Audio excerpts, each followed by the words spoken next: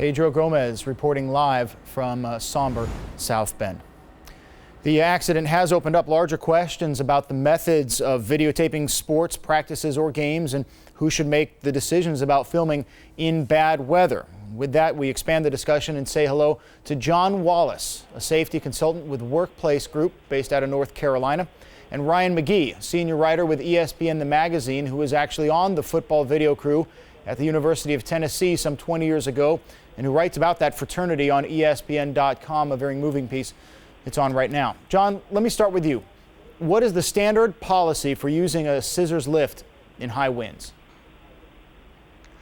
Most manufacturers wouldn't recommend a scissor lift being used outside in more than 25-mile-per-hour winds, but in my professional opinion, University of Notre Dame should have had a written policy on when it's allowable to use the scissor lift outside, then under what conditions. If it exceeds those conditions, the scissor lift should have been lowered and the employee should have been taken out of the scissor lift. And why do Notre Dame and most other schools, by all accounts, not have a policy set in writing? Some of it may be hazard recognition. I work with a lot of industrial clients, and for something like a scissor lift, they'll have a written policy in place. Anybody who uses a scissor lift must be trained and pass a test to use the scissor lift. They're required to do a daily inspection before use. And in this case, you had a very young gentleman probably not aware of what the hazards were until the very end. Ryan McGee, you again have firsthand experience being in a football video crew. What is the relationship like between the video department and a football coach at a major football university? Well, honestly, it kind of varies day to day, but ultimately the video crew's job is no different than the athletic training staff or the equipment managers or the grounds crew. Their job is to ensure that the coach doesn't have to worry about them, that he can just worry about the team and just worry about getting ready for the next Saturday's game. You know, when I was at the University of Tennessee, I had an unusual relationship with our head coach, Johnny Majors, simply because he was up on the tower with me every day. He liked to watch the offense.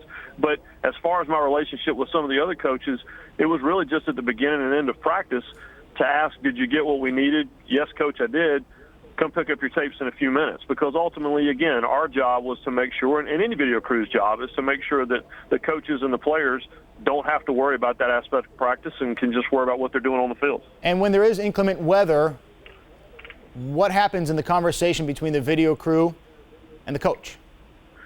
Well, it's interesting because I was at the Florida State, North Carolina State game last night and talked to the video coordinators from both schools, and they both were very adamant about the fact that their head coaches are very active, particularly at Florida State. You know, Jimbo Fisher, the gentlemen, the two men that run the program at Florida State, said that Jimbo Fisher is constantly worried about the guys on the tower and particularly on the scissor lift. And I think that a lot of that comes with experience. You know, I think Jimbo Fisher has spent some time, you know, at small colleges, high school coach, whatever, up on the lift himself, and so he knows that. So it is depending on the school, there are written policies in some cases. North Carolina State showed me their policy last night, but in most cases there isn't, and it's just kind of a group situation. What's the situation? What's the weather like? And should we even be out here? John, isn't technology advanced enough that you can tape from above without a person actually manning the camera?